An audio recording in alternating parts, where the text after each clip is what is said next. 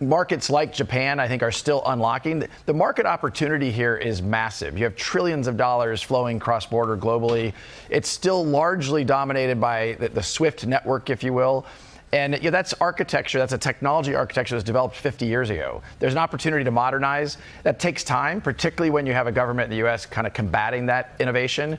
But that's changing now. The Trump effect, if you will, is profound. You're seeing that in asset prices, but you're also going to see that in the adoption of these technologies. Ripple has always had the goal of capturing some of SWIFT's market share. And I believe in the continent of Asia, they are going to excel and actually continue to capture and onboard partners that are ultimately going to see that success in regards to people having an alternative to SWIFT, and that alternative being Ripple. And Ripple's secret sauce is XRP. SWIFT are very much playing catch up with Ripple as a company to start to leverage distributed ledger technology, whereas Ripple has been doing this for years. And ultimately, SWIFT still have not solved that problem of correspondent banking, which is inherent with Ripple's network. So that's what we're going to be talking about in this video, ladies and gentlemen. There you had Brad Garlinghouse essentially talking about the outdated nature of SWIFT. And of course,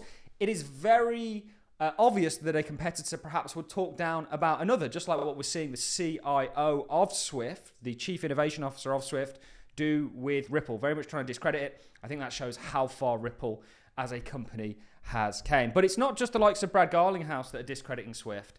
This is, and I've shown you guys this many, many times, Larry Fink's letter to investors.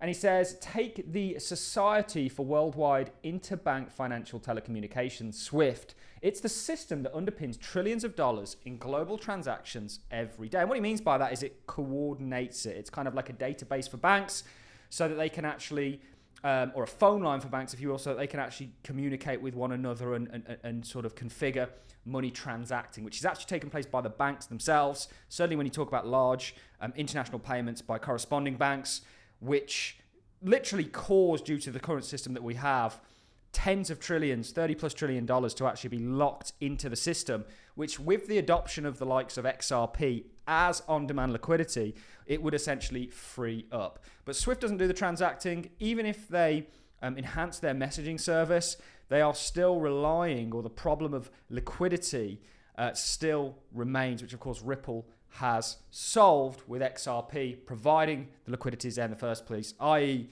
XRP's price is higher. It's going to need to be higher to facilitate the kind of volume that something like a 15% market share from SWIFT would equate to. So to read this again, it says, take the Society of Worldwide International Financial Telecommunications. It's the system that underpins trillions of dollars in transactions every day, and it works much like a relay race.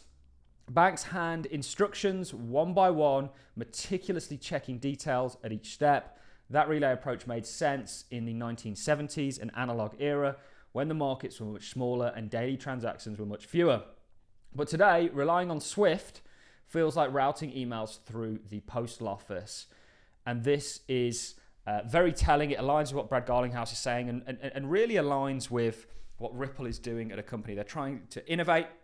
The fact that there's competition between SWIFT and Ripple has actually made SWIFT start to understand and adopt distributed ledger technology, because ultimately they know that it's the future. And Ripple's been on that vision since 2012. We're now at a point where both are kind of marching forwards with this technology. And again, SWIFT is very much playing catch up with Ripple, not the other way around. This is from Chris Larson.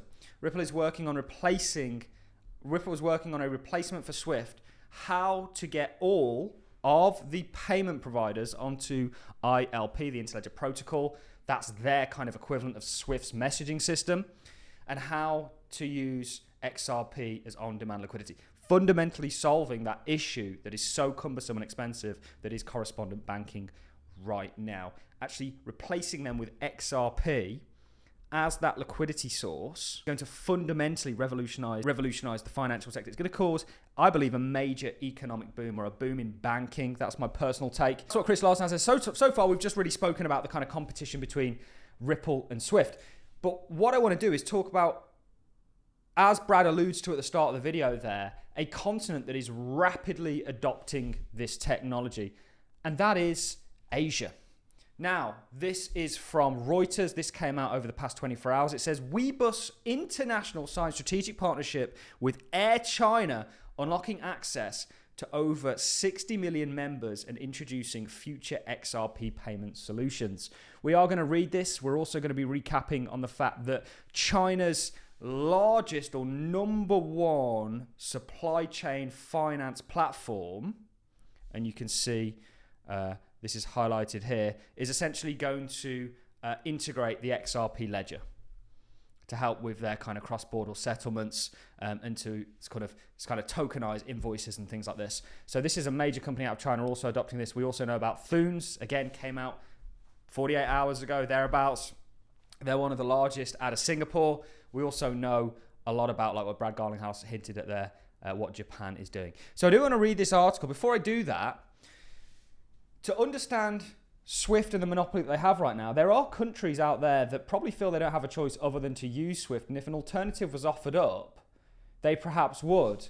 What I want to do is remind people, and I think we've been on a journey since then, the fact that SWIFT was actually used and kind of weaponized against Russia in regards to their involvement in the Ukraine war. Now, I don't want to get into whether this was right or wrong for a global payment provider to do this.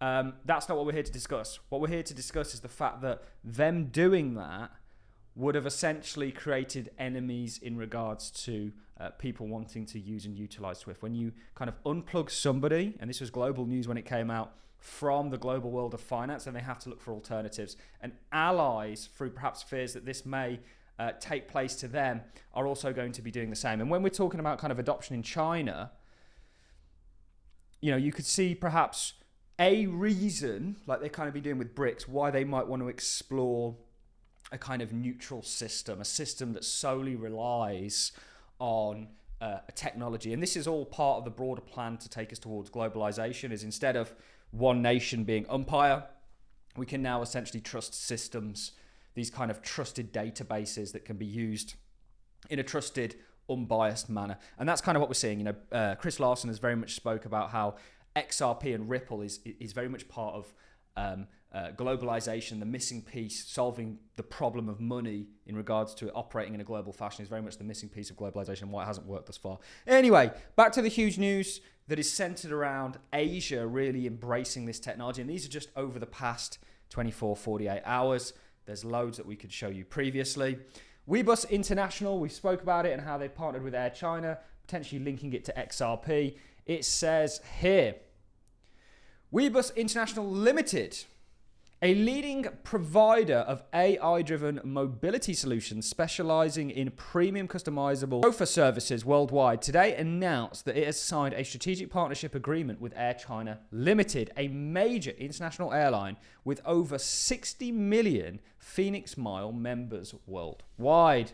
Through this partnership, Webus travel service brand Wetour may provide Air China's passengers and members worldwide with airport transfers and premium chauffeur services. This collaboration with Air China, with the potential to reach more than 60 million members and passengers, not only expands Wetour's global service footprint, but also accelerates our vision of building a Ripple integrated travel service, said Nan Zhang, CEO of Webus. It says, looking ahead, Wetour plans to provide Air China's Phoenix Miles members with access to overseas platforms with XRP payment support, enabling travelers to benefit from faster settlements, tokenized rewards, and blockchain-enabled vouchers directly tied to their membership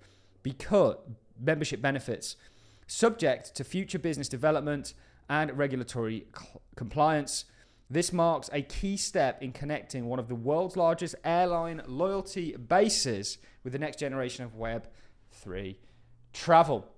And it was just the other day that we looked at, this is a week old or so, Link Logis and XRP Ledger that have announced a strategic partnership to advance global digital supply chain finance. It says recently, Link Logis, a leading Chinese supply chain fintech service provider, I think they are the number one, by the way, in terms of a platform, announced a strategic partnership with XRP, a globally renowned enterprise-grade blockchain solution. The two parties will jointly facilitate the deployment of LinkLogic's global digital supply chain finance application on the XRP ledger mainnet and drive its large-scale commercialization. So what we have so far is the potential of one of China's largest airlines, one of the largest airlines in the world, leveraging XRP.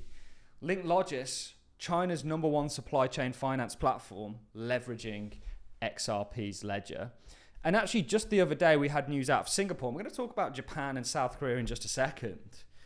That Thunes and Ripple have expanded a global partnership to transform cross-border payments. Thunes, the smart superhighway to move money around the world, and Ripple, it's only right? The leading provider for digital asset infrastructure for financial institutions have announced an expanded partnership to transform cross-border payments globally, building on their successful collaborations established in 2020. The partnership will improve the customer payout experience, furthermore, streamline global money movement and broaden payout reach across key markets. As demand for digital finance services grow, Thunes has integrated blockchain and digital asset technology to enhance its direct global network. By leveraging Thunes' proprietary network with Ripple's blockchain-powered payment solution, XRP, the two companies are driving more efficient and accessible cross-border payments for financial institutions and businesses around the world. Ripple's enterprise customers can withdraw funds more easily in currencies in new currencies and countries, furthermore enhancing the global payment capabilities. And right now, Ripple is really not on the same level as the likes of Swift because it just doesn't have the network. It's not been about for 50 years and ultimately gained a monopoly over global payments. Certainly from a bank-to-bank point of view, from a correspondent bank point of view. Ripple is right now growing and growing and growing and growing and growing. And with that, it's going to start to take away market share. And we're on the cusp of seeing, I think, a major expansion in Asia. And I think this is why, and South Koreans are very good at being early at adopting technologies. They're very forward-thinking when it comes to technology. Look at that historically. They are really living in the future in many regards, in regards to technology, along perhaps with Japan. It's no surprise that certainly South Korea are one of the largest holders of XRP, probably having information in regards to what's going on. They're certainly up there in regards to trading volumes regularly. This is from Chloe Maynob, President and CEO of Thunes. She said, members across both traditional financial space and the digital asset ecosystem connect with Thunes. We are in a prime position to bridge these two worlds and drive the future of digital assets. And our alliance with Ripple underscores this by supporting real-time settlements and deep local integrations. We are enabling digital asset companies to deliver seamless, compliant, and accessible cross-border payments at scale.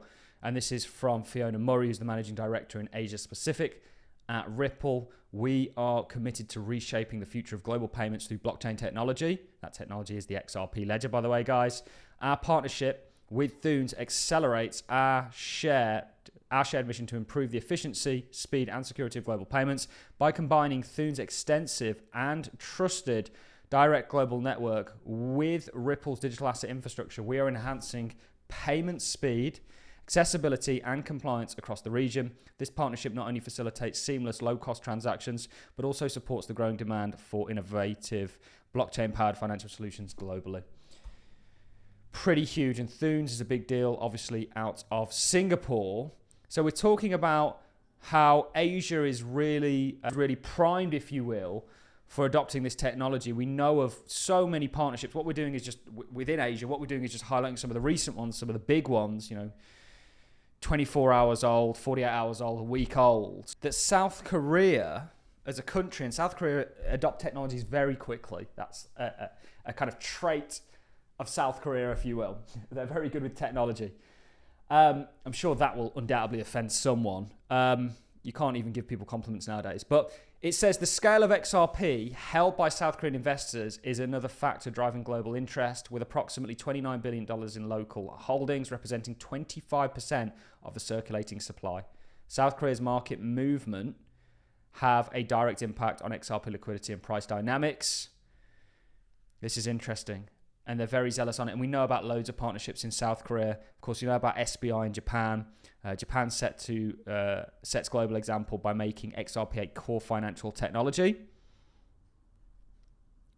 It says Japan has fully integrated XRP into its national financial infrastructure. SBI Holdings made a major investment in Ripple in 2016. I think they're a 9% holder in Ripple, by the way. So one of the leading companies in Japan, 9% holder. They're an interesting company, by the way, from an investment point of view, but that's for another video. SBI Ripple's Asia was established to expand blockchain finance across the Asia-Pacific region. Over 80% of Japanese banks are connected to the Ripple network. Isn't that crazy? Leading banks like MUFG and Mizuho have tested Ripple's cross-border payment solutions. So we're linking multiple things together here. A word on Japan in terms of their banking sector. It's not the case anymore, but in the 1980s, actually the largest companies in the world were Japanese banks. A little bit of trivia for you there. Could they once again start to climb up the market cap leaderboard in regards to large companies on the back end of leveraging this technology? Perhaps. We also see a load of treasury companies actually coming out of Japan. This is a Japanese gaming developer, Gumi, to acquire 2.5 billion yen's worth of XRP. So we are seeing a major expansion across Asia into the adoption, or as the adoption of Ripple is concerned. And ultimately, Asia as a continent really is ready to embrace this technology. We're seeing some of the largest names actually move to do so. And this is part of Ripple to kind of bring this full circle's plan that Chris Larsen outlined to take market share from Swift, compete with Swift, offer an alternative, and actually solve the problems, and actually provide that product market fit in regards to XRP solving the kind of issue of international banking as it currently stands, which Swift is perhaps looking to integrate DLTs. They still haven't figured out how they actually solve the issue of liquidity and correspondent banking. Anyway, that's it from me.